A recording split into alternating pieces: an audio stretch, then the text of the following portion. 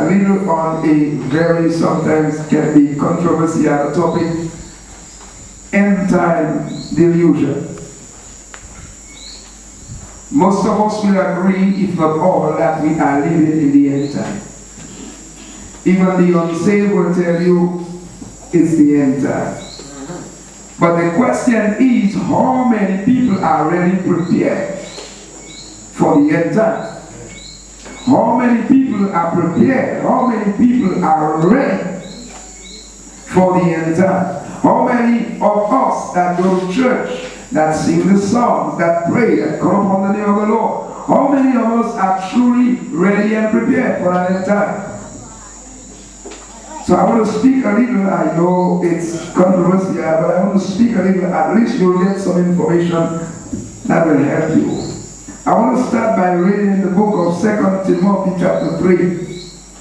2 Timothy chapter 3.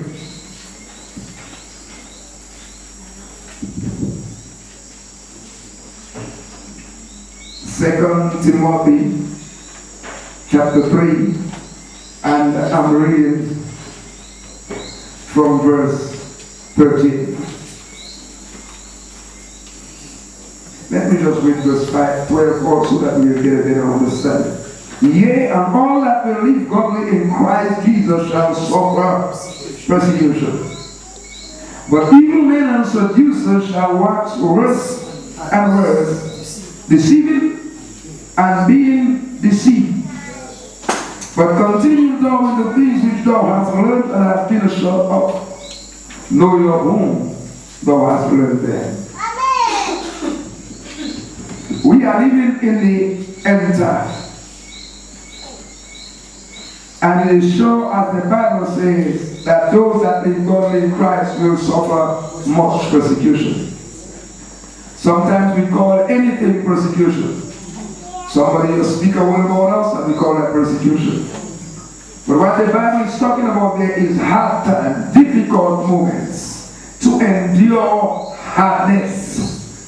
It's physical suffering. So the Bible says those that live godly in Christ, not those that are going to church, not those that read the Bible, but those that live godly in Christ Jesus, they might not, or it not say peradventure, or will, but they will suffer persecution. Now the Bible says, but during that time, evil men and seducers will wax worse and worse. They themselves are deceived, and they are deceiving people. The Bible says they will become worse and worse. Now I want to talk a little about these men which are instruments of Satan. These are not ignorant men. These are not men that do not know the scriptures. These are men that have been sent by hell. These are workers. These are agents of hell. And their only purpose is to deceive. The Bible tells us in Matthew chapter 24 that while Jesus sat upon the Mount of Olives, his disciples came to him privately. They had spoken some things before, but afterwards they came to him privately and asked him, when shall these things be? Tell us what shall be the signs of your coming and of the end of the world. And Jesus said unto them, take heed that no man deceive you. Now I want you to look at it again. They did not say what shall be the signs, but they said what shall be the sign. They did not speak in the plural, they spoke in the singular. Alright? They did not say what shall be the signs. They said what shall be the sign of your coming and of the end of the world. And Jesus said to them, take heed that no man deceive you.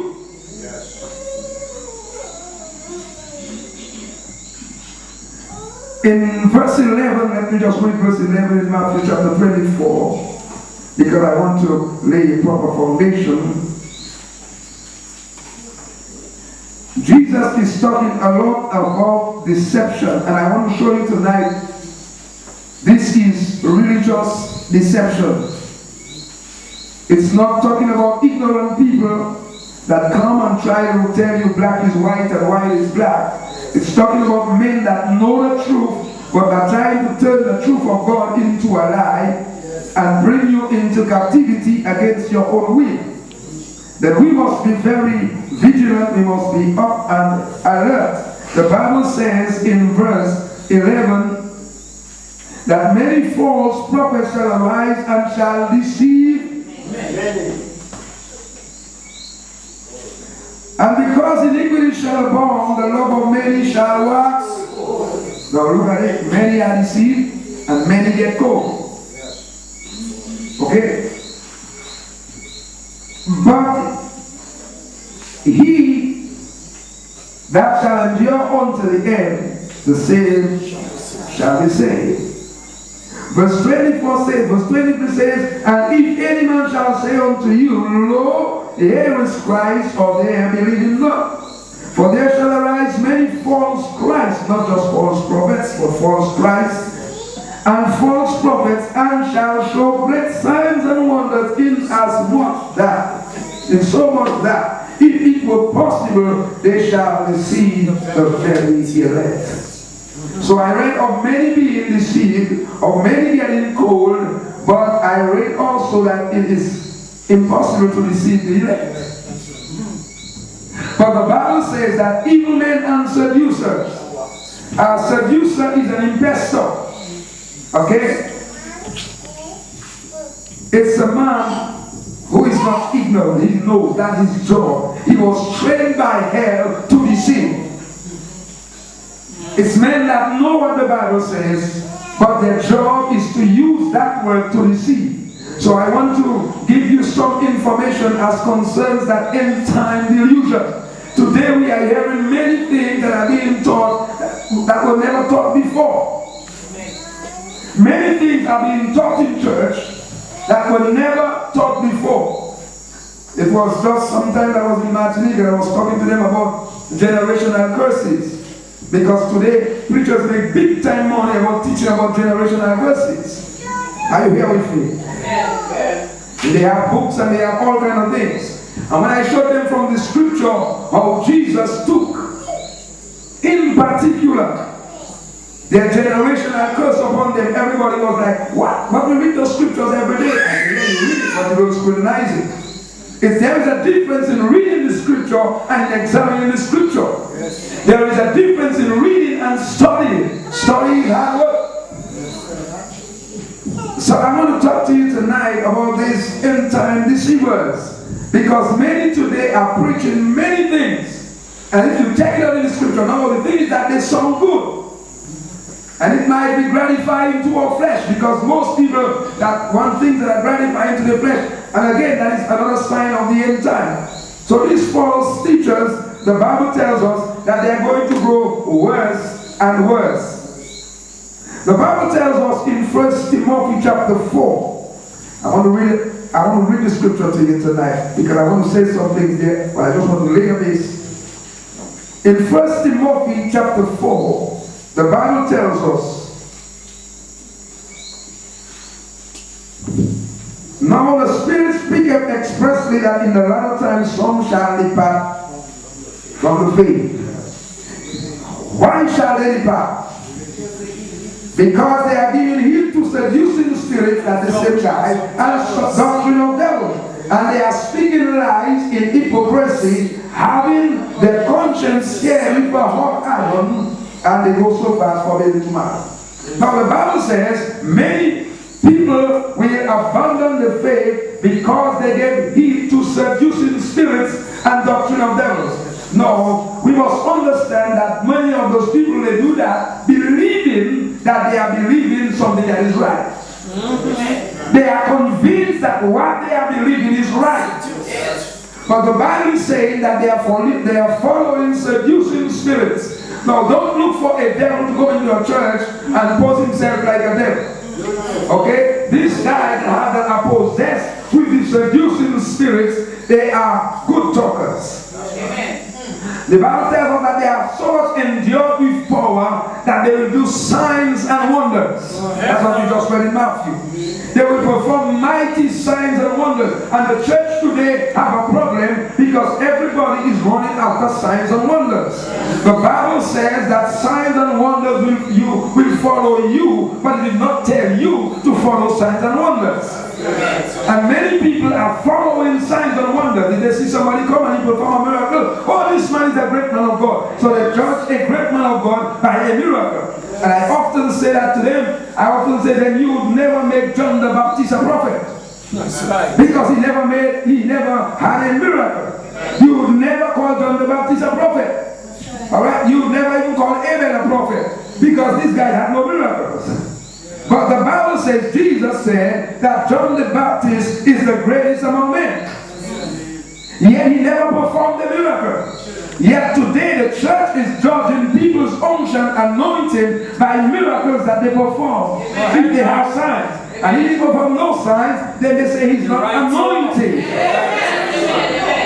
Go ahead now. But what is anointed? Because the church today is mixing up anointing with action.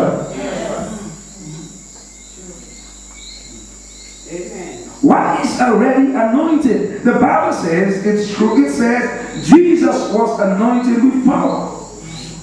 But the Bible says also that John the Baptist was anointed with the spirit and the power of Elijah.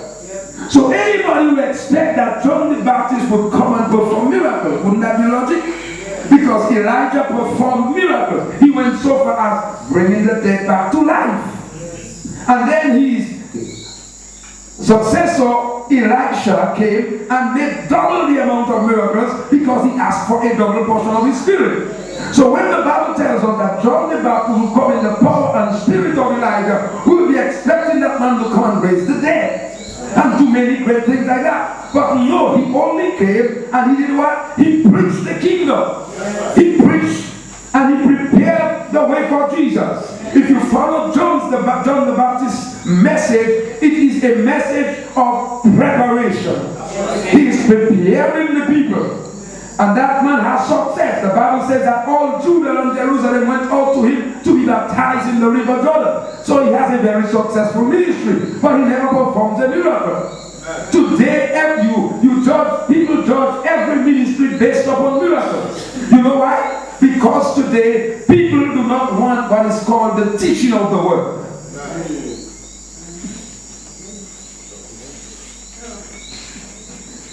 And because the teaching of the word is going to disrupt the way that we live, people are excited preaching. So if you come and you preach excitedly, oh, this guy has anointing, he has unction, he has power. But if you come there and you stand and you teach a word that can change people's life, because people always expect the preacher or the teacher to change their life. But the preacher is not there to change your life. The teacher is not there to change your life. The word of God is there to change your life. Because the word of God is quick, it is sharp, it is powerful, and it's more powerful than any two-edged sword. So if we will open our heart and let that word penetrate our lives, then that word is going to change our lives. Amen. Don't be deceived by action. That's right. Make sure you can distinguish between action and unction. Yes. Many people look at action and they say, this guy, he has God. And many of these guys are possessed. Let me tell you something. Many of those guys that we call preachers today are possessed. They got seducing spirit. What's the purpose of a seducing spirit? It's to bring you under its control. It's to manipulate you. To manipulate is to have you that you cannot think for yourself. It darkens your mind. It deadens your spirit. So you cannot think for yourself. And that person, whatever they say, you say amen. Whatever they say, you say yes. You could feel in your heart that they're wrong, but you still say amen. You still say yes. Because your conscience is deadened. Your spirit is darkened. And you feel, if you say no, you're going to offend him, and you don't want to offend him. But we must come to the point where only truth is true. Are you hearing me tonight? Where we only stand for truth, and I'm not bothered who says it. And who believes it? If it's not true, then it's not true. Everything that I teach should be based upon the Word of God. If it's not based upon the Word of God, then it's not true. It's my thought, it's my imagination. Are you here with me? Amen. So we must learn to examine the things that we hear, because the Bible tells us they're going to get worse and worse, and they will deceive. And many people that do not expect to be deceived will be deceived. Sure. Because there is no power in you and I to escape deception. Let me say that again. There is no power. You don't have any ability, any intellectual power to escape that kind of delusion. The only thing that can cause you and I to escape that sort of delusion is the Word of God and the Spirit of God. That's why every Christian today, every born-again child of God should be filled with the Holy Spirit and should be filled with the Word of God. And that's why today you find the devil does everything, he will do everything to prevent you and I from being filled with the Holy Ghost. Being filled with the Holy Ghost is even has become nowadays a past doctrine. Yes, amen. Nobody tired, nobody wait, nobody wants to be filled with the Holy Spirit. Prayer meeting have become a burden.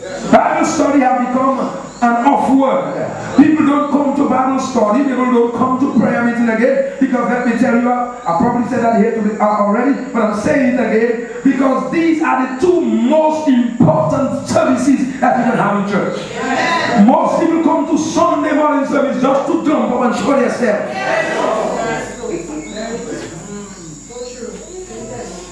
But when you come to prayer meeting, then there is no exciting preacher to make you jump. When you come to Bible study, there is no exciting preacher and music to make you jump. But most people will come to Sunday morning and they want to come Sunday night.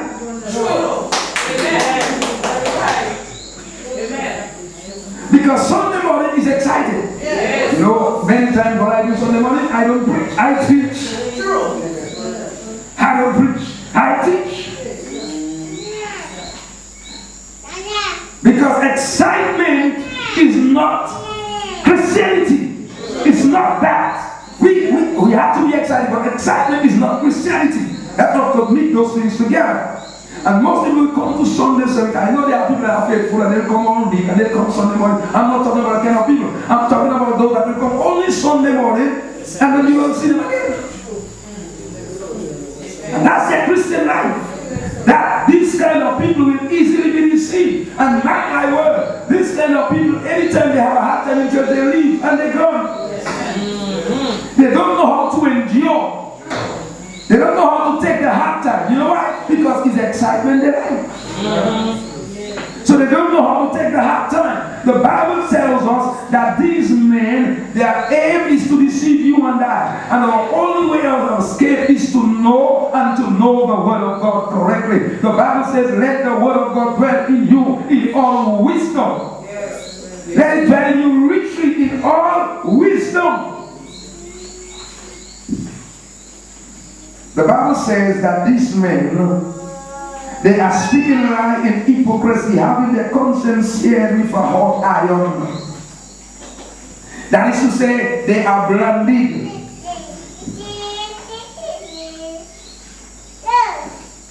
You take a hot iron and you mark them. Satan has branded them as his own, and they will do everything to get souls for the devil. The Bible tells us, listen to that. One of the signs, one of the things that we have to be careful about. I'm going to read in 2 Timothy, just 2 pages back. 2 Timothy chapter 4.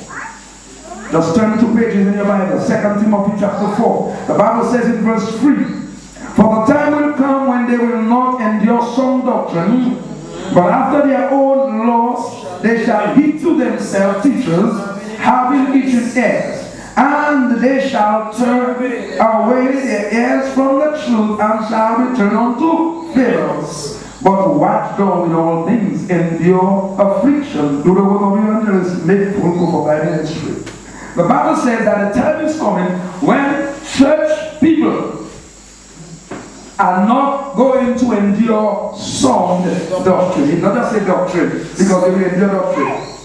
They will agree any kind of doctrine, but it's talking about sound or true or holy doctrine. And people always tell us, and let me tell you something, I go to many places, and many times I always hear that sentence, doctrine is not important. I say you fake yourself, doctrine is important. It's not only the church has doctrine, the devil has his doctrine too. You know what I did? Political groups have their doctrine. Doctrine is what you believe, is your teaching, what you are based upon. So doctrine is important. Listen to me, church. Doctrine is important. The Lord said in Isaiah, I will give you good doctrine. And he said in Ezekiel, I will give you pastors after my own heart that will give you good doctrine. So doctrine is important because the people that know their God shall be strong and shall do exploits in the land. So doctrine is important. The Bible says, my people perish for a lack of knowledge. And the Bible says, because you are rejecting knowledge, I will reject you and I will reject your children. So doctrine is important. Amen. But what the devil wants us to know or makes us understand that doctrine is not important so that he can indoctrinate you. Are you here with me tonight? Amen. So some people when you talk about doctrine, talk about religion. I'm not talking about religion tonight. I'm talking about doctrine. Amen. And any born again believer, every child of God must have doctrine. I'm not talking about what your church believes, I'm talking about what the Bible believes. Amen. So the Bible tells us that something is going to happen. People are going to start getting phony about true doctrine. And then they're going to start doing what? They're going to start looking for people to tell them what they want to hear. That's right. They will heap to themselves teachers. They have itching ears. You have a tongue inside, you have a tongue, come on, you have a tongue. It's Saudi Obama. So they have itching ears and they will turn away from the truth. You know what that means when they turn away from the truth? They backslide. That's what it means. When he says they will turn away from the truth, that means they are backslidden. Now let me say something about that backsliding business, because we always believe somebody has backslidden when he left church. There are many backsliders in church. There are many backsliders in church.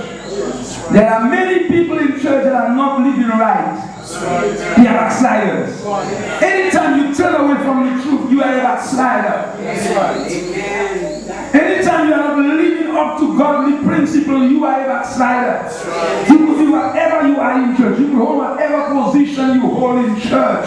Let me tell you something. The Bible tells us, it speaks to us about the sons of Eli who were two priests in the house of God. But these guys were wicked guys. And these guys, the Bible tells us that they would do so many things. They went so far as even raping women in the house of God. But they were still in position.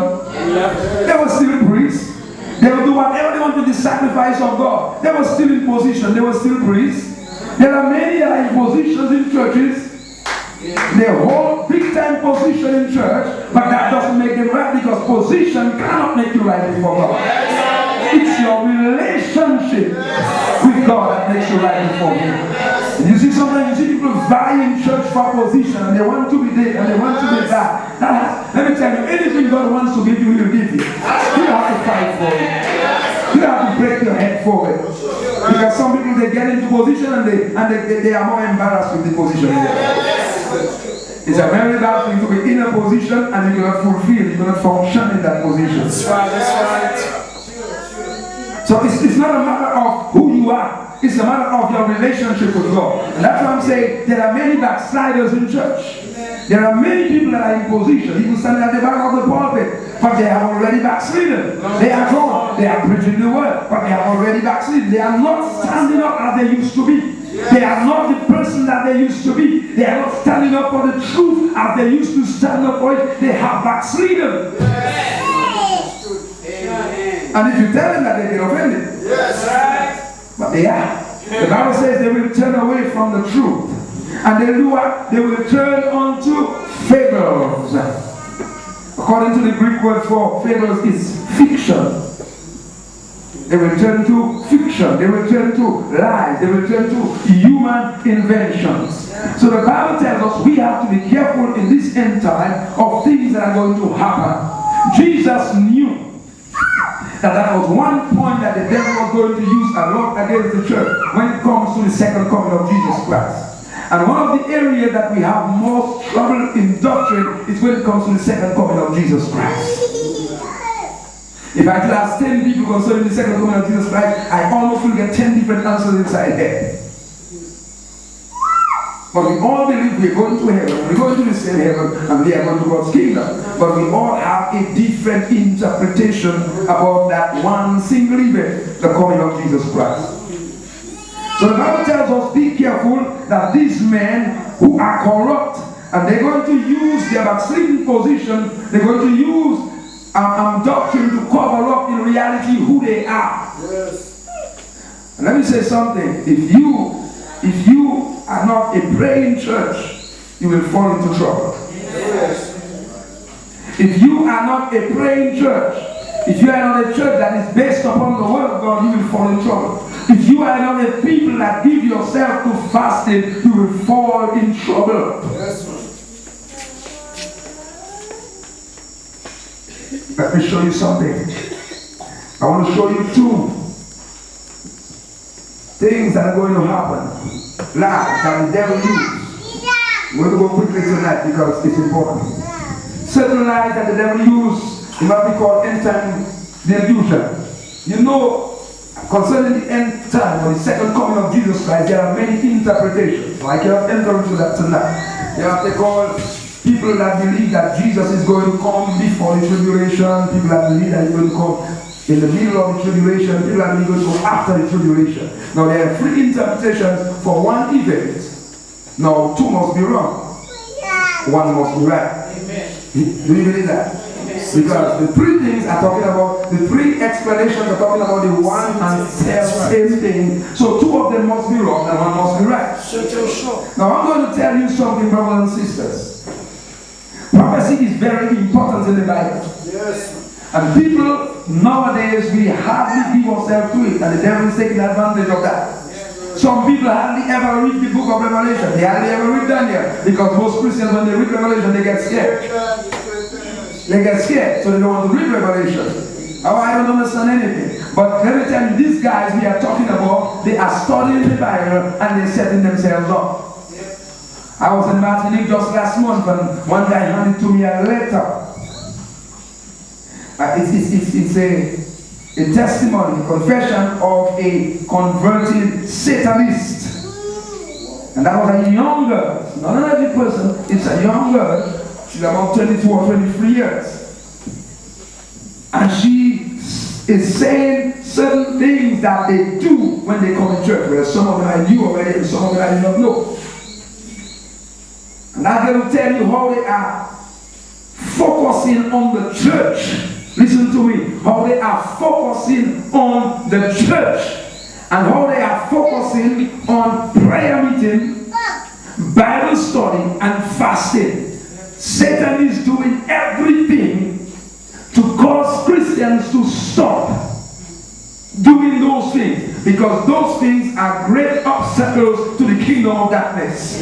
When Christians are praying, and I mean sincerely praying, when Christians are fasting, and the purpose of their fasting is based upon kingdom purpose, when Christians have given themselves to study the word of God, Satan is in trouble.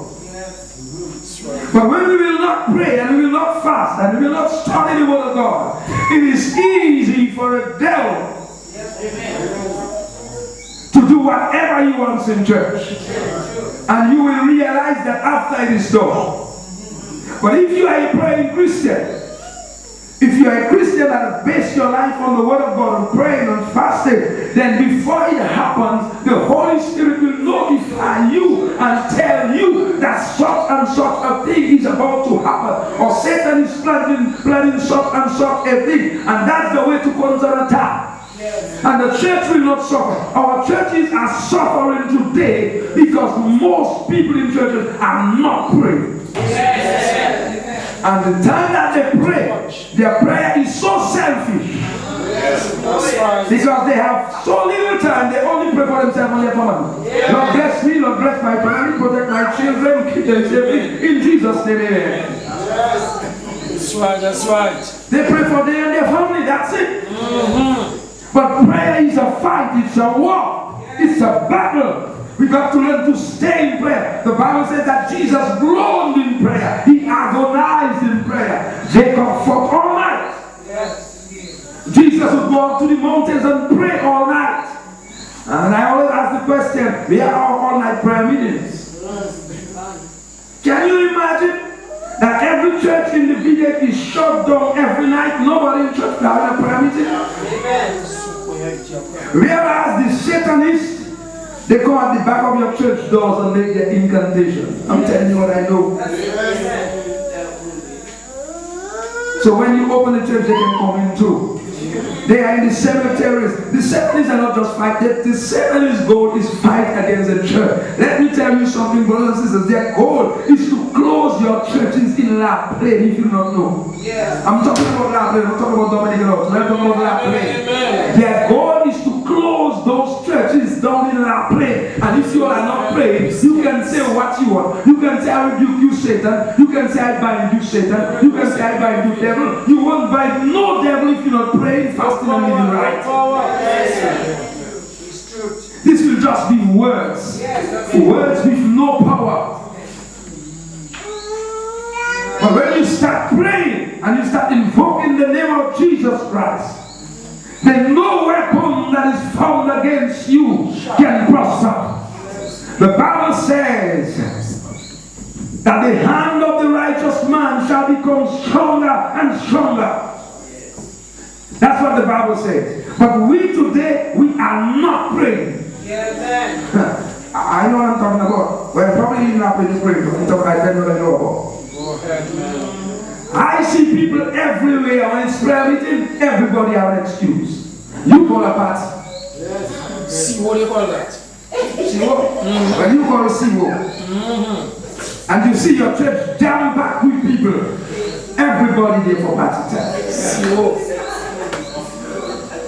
And that saddens the heart because you can't understand how is it that people that cannot come to pray can be there for party, and if party goes till 1 o'clock, then everybody there. But if church is going till 10, people start looking at the watch. I have to tomorrow.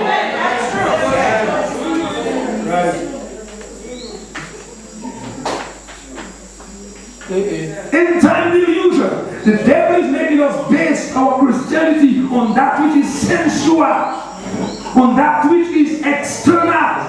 And we do not have a spiritual background so that we can fight. Paul says, having done all to stand, stand with your loins girded about with truth. Having done all to stand, that means that you have done everything, but still stand.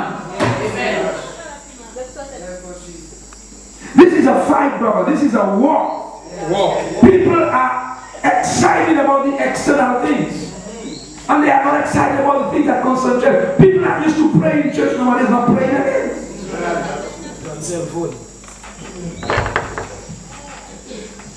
I'm telling you, the witches can chant you. They know how to chant. They know how to chant your name. They know how to chant your children's name.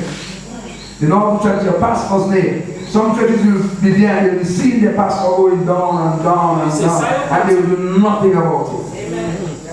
The pastor is going down and down and down, and nobody will question themselves and say, but he was not so, what is going on? Nobody will say, okay, we was engaged in a fight for the ministry of that man. He was engaged in a fight. And sometimes the pastor himself have been blinded by those witches and those wizards. Satan have agents all over, brothers and sisters. All over, and sometimes the people that you less believe are his agents, they are young people, old people, all time, they are engaged because Satan is making promises. He gives them money, he gives them all kind of things that they ask for. I understand that Satan blesses no, but it's just temporal, but God's blessing is eternal. So I want to speak to to you, let me just show you something. Let me just show you all something quickly. I want to turn to the book of 2 Thessalonians chapter 2. I want to talk about few of the end time delusions. 2 Thessalonians chapter 2. Keep your eye open. 2 Thessalonians chapter 2. I'm just going to read something. It's a very powerful passage of scripture that we use often. I'm just going to use some verses in it and show you few things. Okay, everybody got 2 Thessalonians?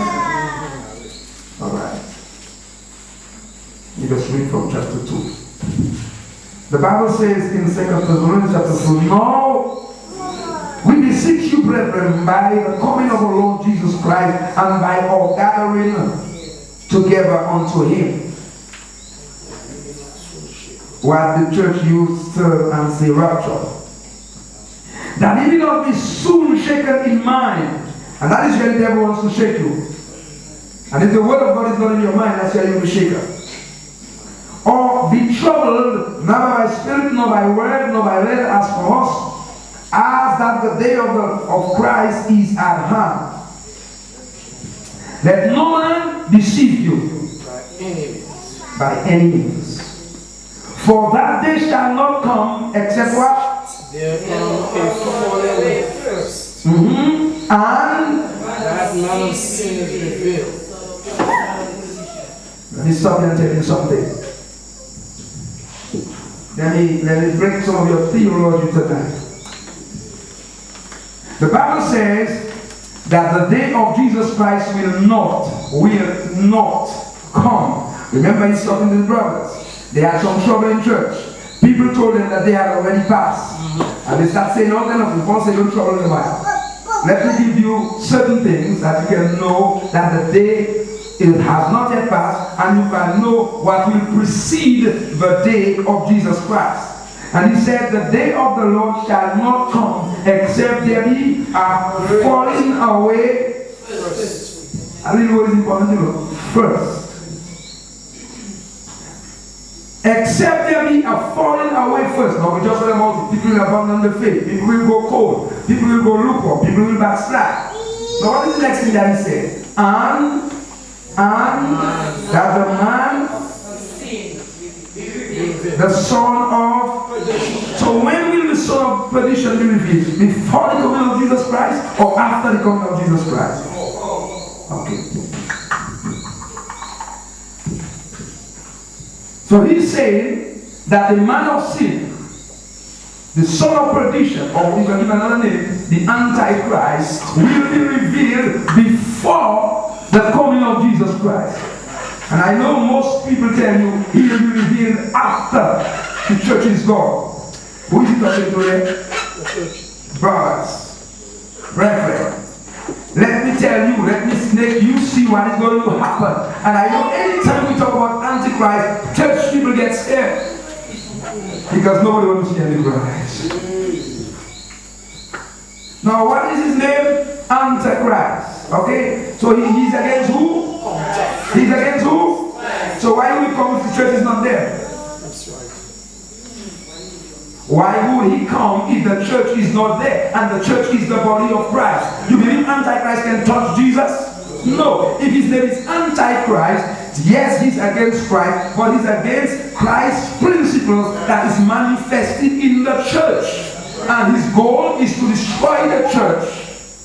Because the church represents Christ. Antichrist is coming against the church. And one of the end time delusions that we have is that they always tell us, oh, the church will be gone. Yes. And the church will not be there. And I know it might be rocking many of your minds and say, well, what is he always saying here now?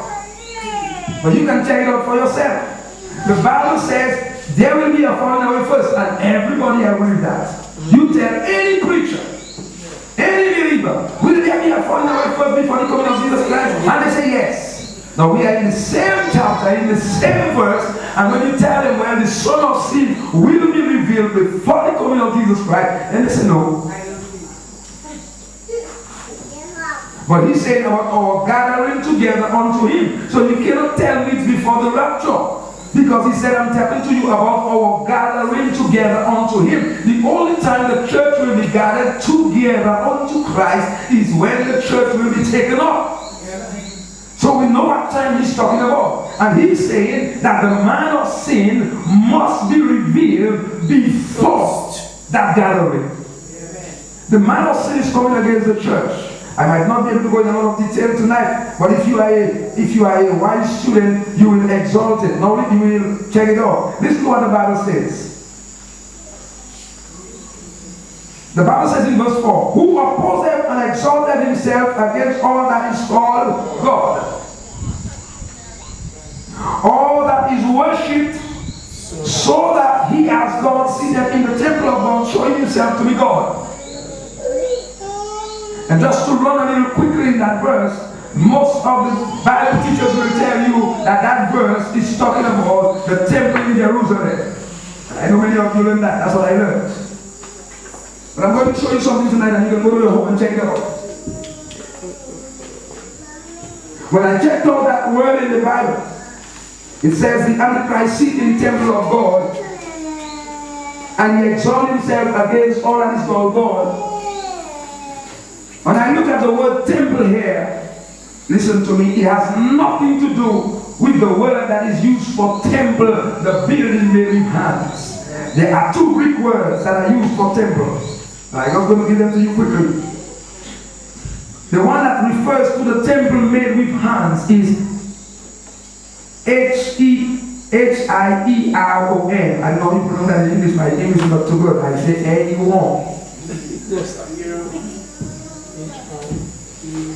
H-I-E-R-O-N. Anytime you read about the temple built in Jerusalem with bricks and stones and wood and whatever material, that's the word that is being used. The Holy Spirit is not as stupid as Satan. Oh no. He knows what to do and what to say, that people don't get mixed up and messed up. So what the Holy Spirit does, when he's speaking about the church of the living God, he's going to use another word. And he's going to use that word when he talks only about the spiritual building, which is the church of the living God.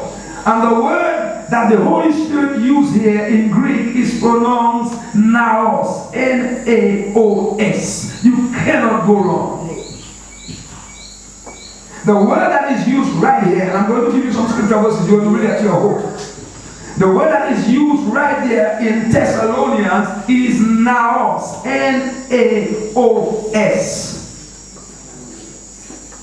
And that is the word that is used for temple. Now this is the same word, let me give you an example, that Jesus used in John chapter 2 and verse 14. When you remember Jesus went to the temple and started casting out the money changers, and the people came to him and the Pharisees, the bad boys, looked at him and said, tell us by which authority you are doing that. Give us a sign, show us that you have authority. And Jesus said, there shall no sign be given unto you but the sign of Jonah the prophet. And he said to them, destroy this temple, and in 3 days I will build it back again. They say that's one food. Depuis combien de temps you pour faire temple là, ça va demander 40 and something years. And you can do it in 3 days. But the Bible tells us clearly in verse 19 and 21 that Jesus was talking about the temple of his body. Now, the word that is used there is naos. Destroy this naos in 3 days and I will build it back again. Let me give you another example. You can read in 1 Corinthians chapter 3, verse 16 to 17. It says that you are the temple of the living God. The word that is used there is naos. You can read in 2 Corinthians 6 and verse 16. The word that is used there is naos. You can read again, my brothers and sisters, in Ephesians chapter 2, verse 19 to 22. And the word that is used there for the temple or the building of God is naos. I give you these verses, there are many other verses. What I'm saying to you, that That is not talking about a temple built in Jerusalem. Can't you remember, brothers and sisters, that the Lord said, I, the Lord in Isaiah, he said that, is not going to dwell in temples made with hands. Now, how can God be a liar? Now, when they were stoning Stephen to death in Acts chapter 7, Stephen said to them, do not know that the Most High said, I will not dwell in temples made with hands again? In Acts chapter 17, Paul is saying the same thing. The Most High is not dwelling in temples made with hands.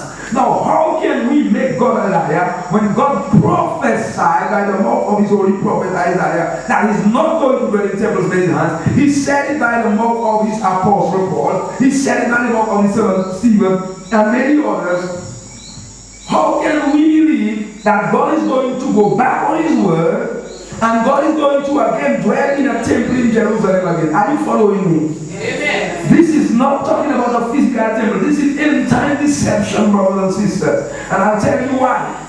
Because you and I, we are believing that the Antichrist wants to possess a physical temple that is built in Jerusalem. Now, whether they're going to build a temple in Jerusalem, that's their business. But what I'm telling you, God is not going to build it. And the Antichrist has nothing to do with it. What the devil wants us to believe is that he is after a physical temple. But the devil is not after a physical temple. The devil is after you. That's right. He wants to possess your mind. He wants to possess your spirit because you are there exalting God and giving God glory. Now he wants to sit in your heart as God and take the place of God in you. Amen. Because you are the house of God. You are the temple of God. And if the devil can make you believe that what he wants is a physical temple, it will be easy for him to take possession of you. Are you here with me? Yeah. I want you to understand that. Because all these things are end-time deception. Listen to me. The Pharisees knew that Jesus was coming. The Pharisees and the scribes, they knew that Messiah would come. They knew that Messiah would be the son of David. They knew that Messiah would be from the stock of Abraham. They knew that Messiah would be from the tribe of Judah. They knew all details. They knew that he would be born in Bethlehem of Judah. They knew all those things. But did they know the time when Jesus comes? No. Why? Why? If you have so much prophetic detail, how could you miss the man? But they missed him. Why? Because they were looking for a Jesus that would come with pomp and power just to overthrow the Romans and put them in power. That was the mistake. So one little mistake can make you miss the whole thing. Amen. And like I said to the church one when I was there last time, it's like giving you a calendar that is written, and I put December, March, April, November, January. It's a calendar, isn't it? Yes. I put all the months upon it and I put the days in order. But would that be a good calendar? No. I give you a calendar with December or March as the first month. From the beginning you go wrong. You might have all the months, you might have all the days upon it, but you still wrong. Because they are not in order. That's what the devil does in prophecy, my brothers and sisters. He gives us all the facts. He said, let them know Jesus is coming. Let them know he has to do this, he has to do that. But let us fool them upon this point. And they get this point wrong and they have it wrong. It's just like the teaching that the church will not see Antichrist. I cannot even understand how some people can even believe that. Because the Bible is so clear. There are verses upon verses from Genesis to Revelation making you understand that the church will see Antichrist. Yet many of us will still believe, oh no, God don't want us to see these ends. No, it's not that God don't want to use it. God has a way of doing things. The Bible says that God, when he came to deliver the children of Israel from Egypt, he did not take Israel and throw them out of Egypt after sending plagues upon Egypt. He sent the plagues. But what did God do? He protected Israel in Egypt. Amen, amen, amen. Shadrach, Meshach, and Abednego. Yes. Did God prevent them from going to the fire? No. God let them go through the fire. What did God do again? God prevented that fire from having power on their body. Did Noah go through the flood? Yes. But what did God do? God prepared a protection for Noah while going through that flood. And you can use example after example. God have never taken all these people out of tribulation. God is mighty enough to show the adversary that even if you bring tribulation, in the midst of the tribulation, I can keep my people alive. That is what the Lord is doing. But the devil wants to make us believe, oh, God have to hide us in heaven for 7.5 years. I just told him in Portsmouth one of the other day, any one of you that can bring a scripture verse to me, proving to me that there are 7 years of tribulation, I sell all my positions like 21. Nobody can prove to me that there are 7 years of tribulation. The Bible talks in days, it talks in months, it talks in years, it always talks of 3.5 years. Never 7 years. One scripture any theologian can use to bring to you a 7-year tribulation is in Daniel chapter 9 and verse 27. And that is a fake. Daniel 9:27 have already been fulfilled. Let me come to a close, but let me say that to you. The Bible talks about 70 weeks, most people here know it. 70 weeks are determined upon your people. And the thing is that while God spoke to Daniel in weeks of days or weeks of years, is because Daniel wanted to understand a prophecy that was made by Jeremiah the prophet. And when he read what Jeremiah said, he said, well, I have to understand, I got to understand it. So he went to God and started praying and seeking for the answer. Now God going to give Daniel the answer. And God said, okay, Daniel, what the prophet is saying is that 70 years is determined upon your people. But what is happening is that God is using a day for a year. Are you understanding that? So he said 70 weeks are determined upon your people. Now we have, if you would count that a day for a year, you would come up to 490 years. Are you there with me? Now, when we read Daniel chapter 9, it tells us that in between the 69th, listen to me, and the 70th week, there is a gap that nobody knows the length thereof. That seems funny. Never in scripture, never in prophecy, and I'm saying that to you again, have there ever been a prophetic gap? And the people that invent that, I can tell you, can come to me, you can see me later, you understand, I'll tell you who invented that and why they invented it. There is no prophetic gap in scripture. Now let's take for example, if I told you that from here we are here to Balisier is 5/8 of a mile. Okay? Oh, let's take figures that everyone is doing. I say 5/8. Let's say I told you from here to Laron is 10 miles. Everybody understand wrong numbers easier. Okay? 10 miles. And I said to you, it will take you X amount of time to get there. And then I said to you, but you know, when you get to the 9th mile,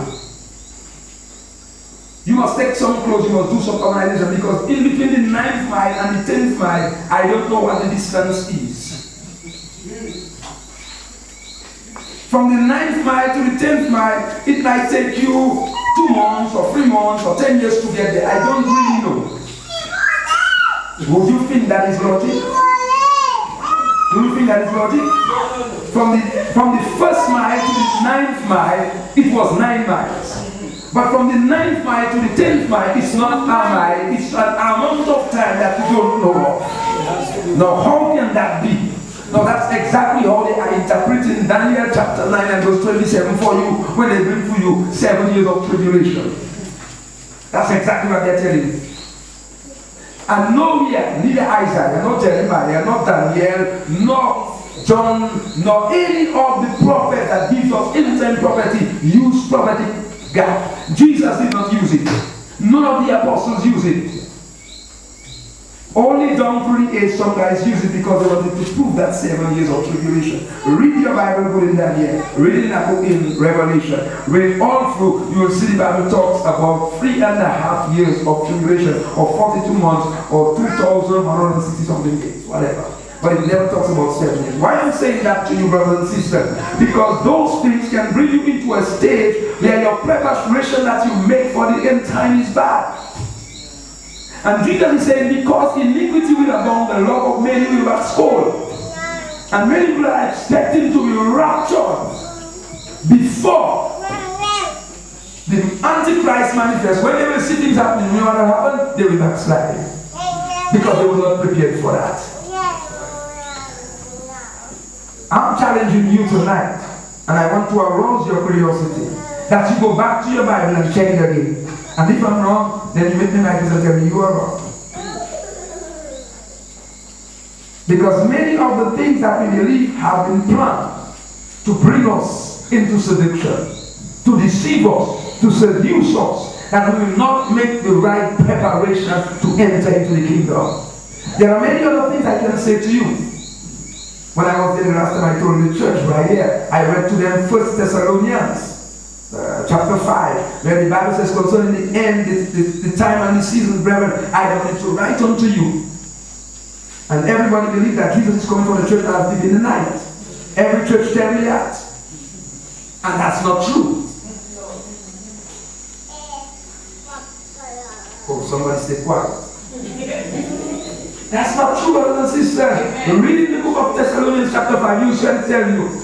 It says, when men shall say peace and safety, then some destruction shall come upon them as a woman in travail. It says, yes, Jesus is coming as a thief in the night for men, for them. But it says later, but you, brothers, you are not in darkness, that the day should overtake you as a thief. You, brothers, you are not in darkness. The world is in darkness. So Jesus is coming as a thief in the night for the world because they are not preparing. But we are preparing. So how can he come as a thief when we make preparations? We are preparing for his coming. How can he come as a thief on us? Ou pas préparer pour voler. Voler à souffrir nous parce qu'on va préparer. And I use a simple example. I told him I have to go to your home. You invited me to your home. What are you going to do? You're going to prepare. You're going to clean your place. You might cook some food because you're waiting on me to come. But if you did not invite me, and I just knocked your door, you might tell me, hold on, because let me fix up something. You did not prepare. I surprise you. Jesus is not going to surprise the church. He's going to surprise the world. He's not coming for a church in the night.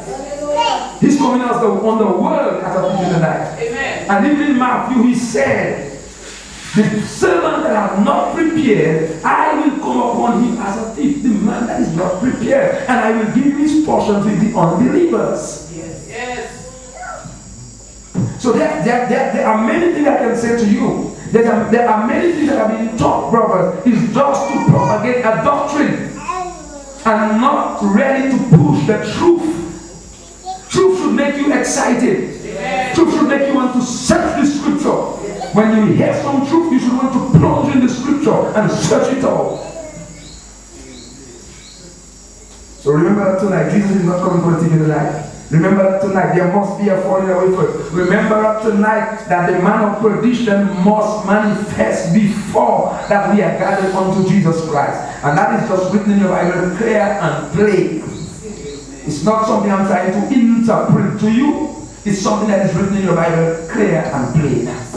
And you can go home tonight and read it in Thessalonians chapter 5. You can read it in chapter 2, and you can see clear and plain written in your Bible. But remember, the Bible says that in the end time, seducers and evil men are going to watch worse and worse, and they will deceive many. Don't be deceived, brothers and sisters. And the only way that you will not be deceived is to prepare your mind through the Word of God. Is to get that Word of God in you. When you get that word of God in you, somebody will tell you something, you'll know it's not true. Jesus Christ says when he's coming back, Matthew chapter 24 and verse 27, he's coming back like last night at lightning, right? Right. Nobody had to call you on the phone and tell you, hey, you see lightning? No. Everybody saw the lightning. Jesus Christ said in Matthew chapter 24 and verse 27, when the Son of Man is coming back, it's going to be like lightning. He says, as the lightning comes from one end, from the east to the west, so the coming of the Son of Man shall be. Jesus is not making any secret coming. Jesus is a king. Yes. He's a conqueror. Yes. And he's coming as a king. Yes. He's not making no secretive coming. He's not afraid of anything. He's coming in power and glory. Yes. And when he comes in power and glory, the Bible tells me he's coming like it will be so sudden upon this world. It will be so terrible for the unbelievers that some of them, according to Luke chapter 21, will die with heart attack. Super, take a point. They will die with heart attack. He said the heart of men will fail them for fear. But he said, when you see these things, what you should do? When you see these things, what you should do? Look up. Now, if you're already up, why are you looking up again? If you're already there, why are you looking up?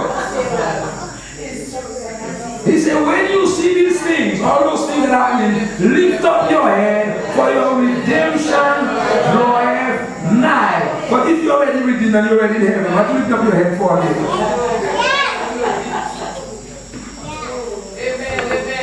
The Bible is simple, it's easy. But you have to check it out for yourself. There's a lot of end time division. These are just simple things I told you. I never want to do, I did not go into anything complicated. But these are just simple things. But I'm saying that to you, brothers and sisters, that you would check out the word. Jesus is coming for a church that is ready. Jesus is coming for a church that is prepared. But before the coming of Jesus Christ, there will be difficult moments. There will be hard times.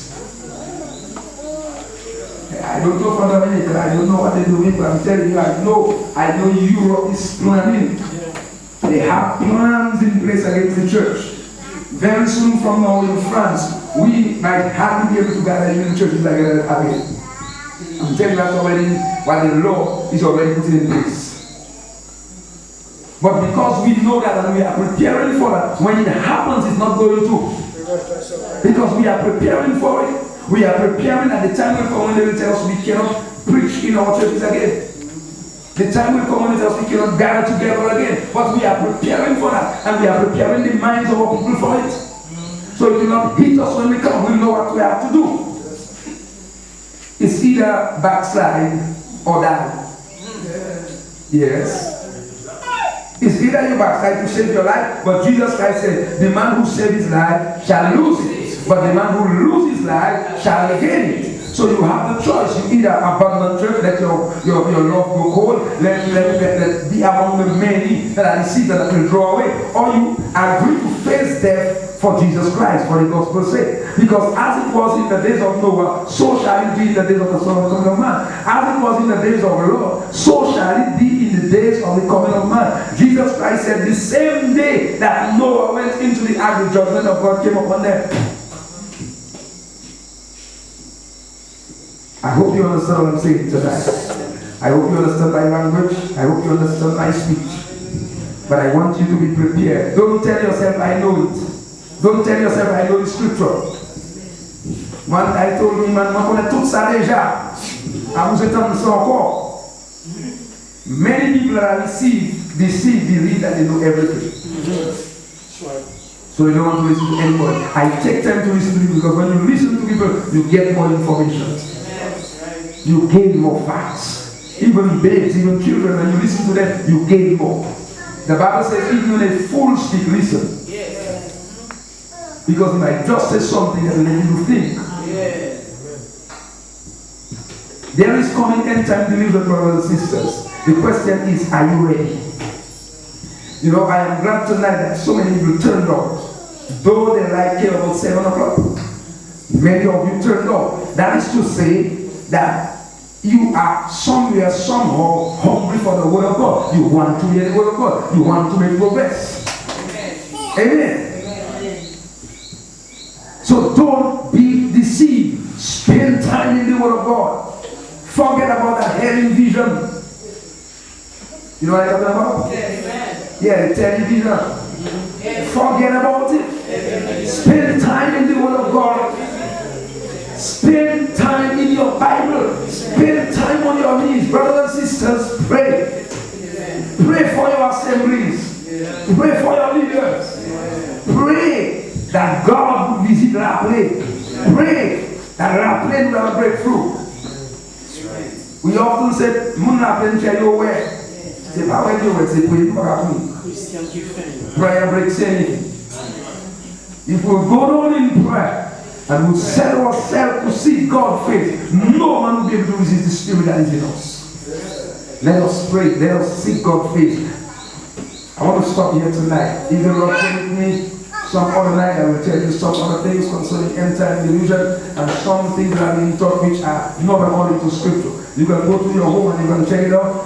And then you can go to prayer and ask the Holy Spirit to guide you and lead you, and He will lead you into all truth. I can only lead you into some, but He can lead you into all truth. Amen. Let us stand with me. Let us stand together.